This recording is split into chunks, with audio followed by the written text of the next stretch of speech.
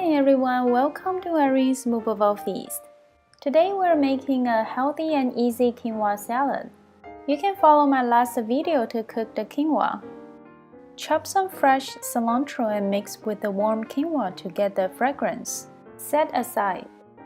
In a separate big bowl, add all the vegetables and fruit that you want to add into this quinoa salad and mix them first.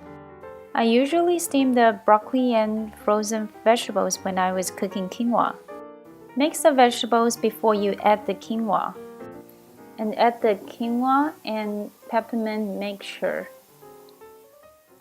Add the salad dressing. Mix everything well. You can mix for about 1 minute and see if quinoa already absorbed some of the salad dressing. Now it's ready to serve. Isn't that super easy and quick?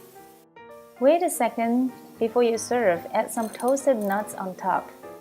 I hope you enjoy this light and healthy dinner. You can subscribe my channel and website for more recipes. Thank you.